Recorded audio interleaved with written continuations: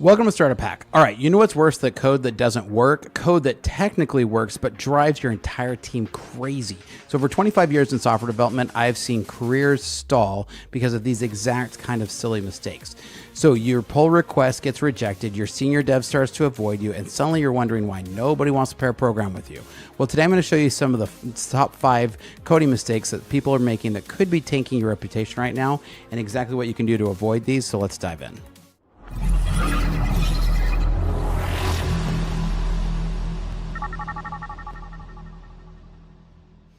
Welcome to Startup Pack. I'm Spencer Thomason here at Startup Pack. We love to train software developers in our licensed coding boot camps, as well as to build custom software solutions for companies. With over a decade of experience as executive leadership as a fractional CTO and 25 years in software development, I've mastered transforming tech teams and products. All right, so we're going to dive into some of the code patterns that can really annoy some of your teammates and ultimately really cause some headaches in production, right?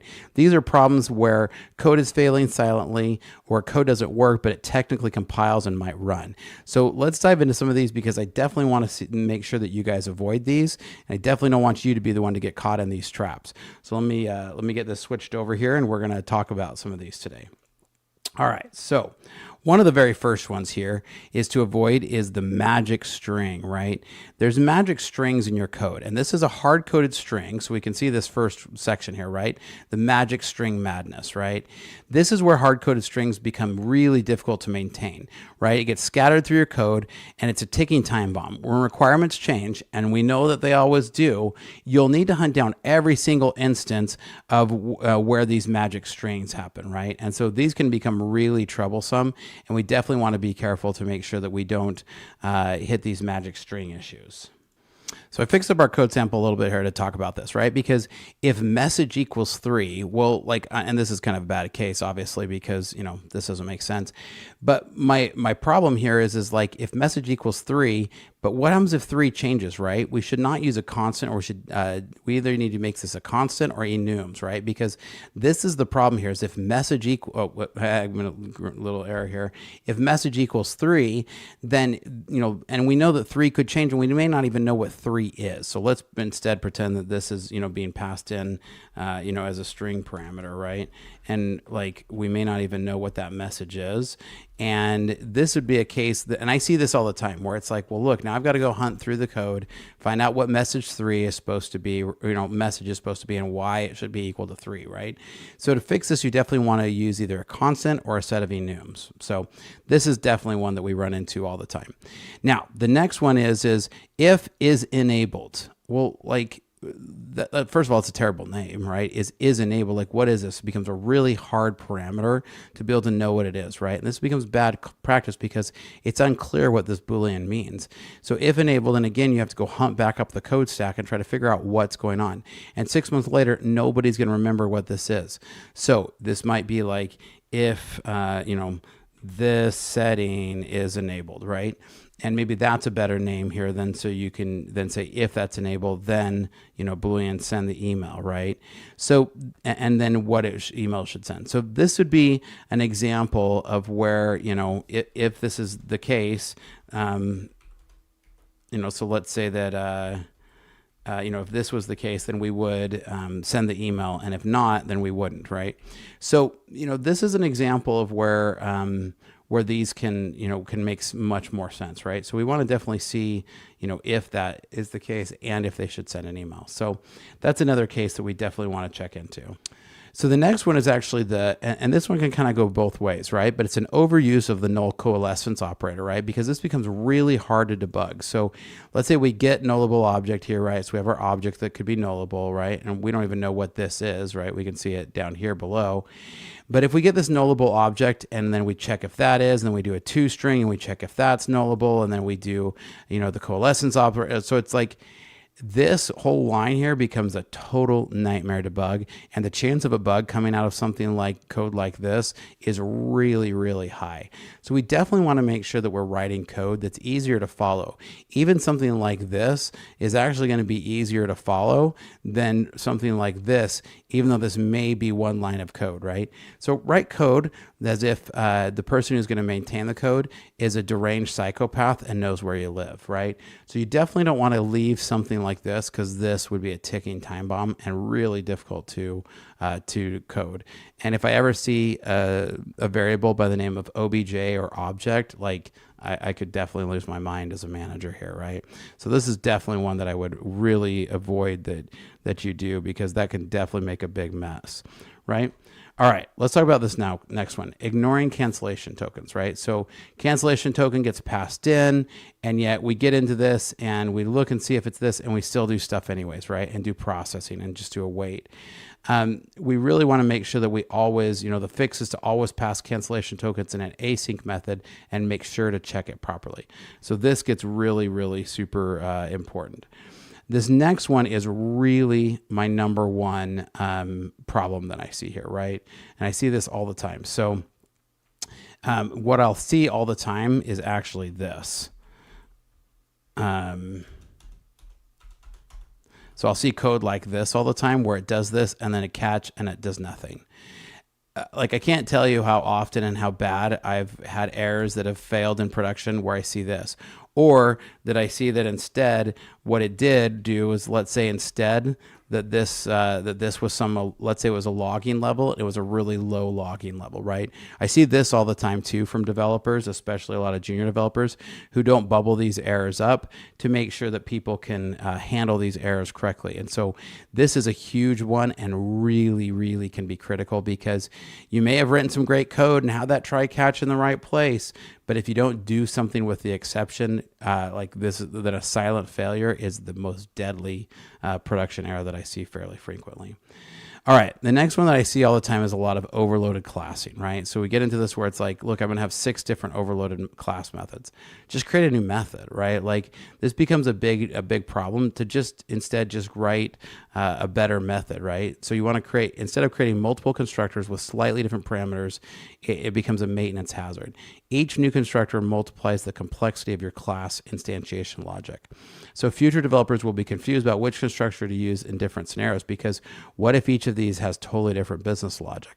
So instead use a single constructor with required parameters and optionally named parameters, right? Then you have one set of code base to go through, right? So you definitely only have, like this would be way better, and your code reviewers will start asking you why there are several different ways to create this object. So definitely one of the big ones that I see there. The next one I see pretty often, and especially us C# developers are definitely guilty of this, is the excessive method chaining, right? Why do I need 6 different lines, right? I can just stick it all on one line and keep doing dot appends and dot append and dot toString and dot toList, and right?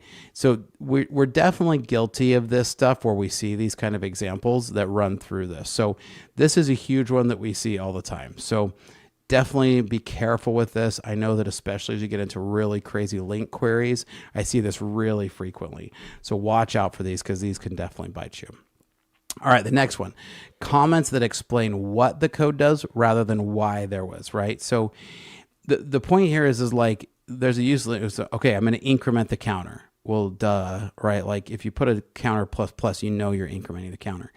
So instead, write a meaningful why. What I tell junior developers all the time is explain why you wrote this code, why you're doing this.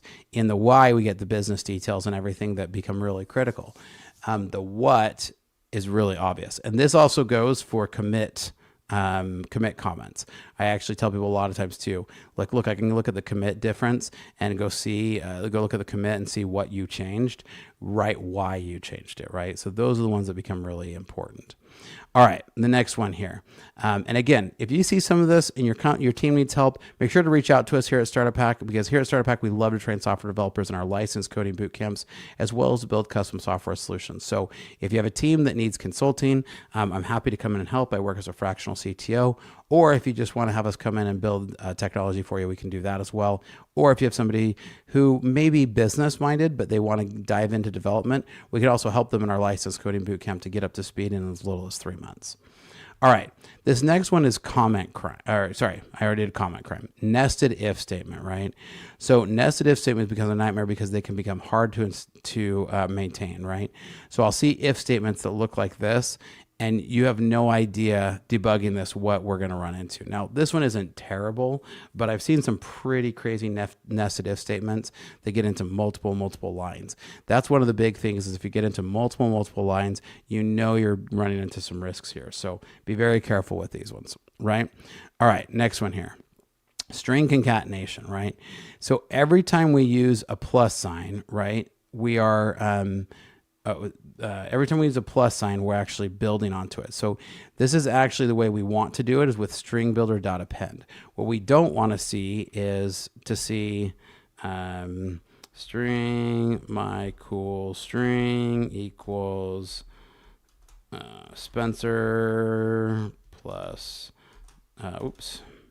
Thomason. We're coding live here. Even spelled my own name wrong. Loves, how about rocks and starter pack, right? So like in this, what it's actually doing is every single time you do this, this is really bad, because when we do this, we're actually creating a new string. Each concatenation creates a new string object, potentially leading to performance issues. Now in loops, this can cause significant memory churn and garbage collection. Use the string builder like this for building, complex strings, because then it can just do a toString at the end, right? And so string interpolation is fine for very simple cases. Like this is definitely an oversimplified case, but you can even see here the problem is if I need to add a space to these, or if I want to change it to a comma, it becomes really complicated. Whereas with a string builder, you can do it much more efficiently. So I once fixed a major performance issue that was replaced by string builder, and it made a big difference. And now, of course, this was in huge megabytes of space, right? All right, next one is async task methods, right? Methods that declare async void, right? Cannot be awaited, and exceptions aren't propagated. So if you see one of these that have this, right, that's going to be a big problem, because there's nothing that the caller can do for this. So you want to make sure that you return with the type of task, because these methods are fire and forget, and they can crash your application silently if it's void. So they were designed only for event handlers, but I see it misused everywhere. So always use async task instead of async void, unless you're writing an event handler. Your application will become more stable and errors will propagate accordingly, right?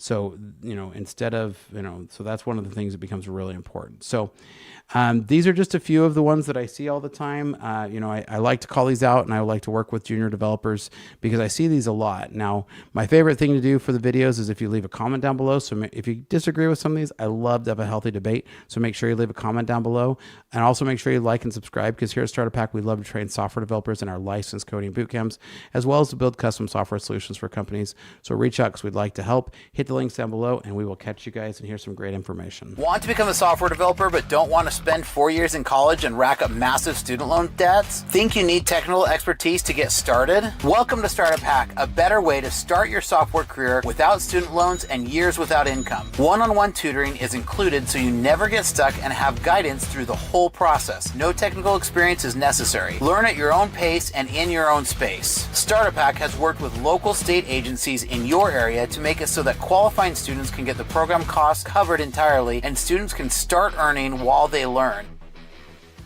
Starter Pack's .NET Coding Bootcamp was a game changer for my career. As someone with no prior programming experience, I was initially intimidated by the idea of learning to code, but the instructors at Starter Pack broke down complex concepts into easy to understand lessons and provided hands-on projects that really cemented my understanding. The curriculum was comprehensive and up to date and got me ready for my first job. What really set Starter Pack apart was the focus on practical, real-world skills. Thanks to Starter Pack, I landed my dream job as a .NET developer within weeks of graduating. I went from knowing nothing about code to building professional-grade web applications in just a few intense months. If you're looking to break into .NET development or level up your coding skills, I cannot recommend Starter Pack enough.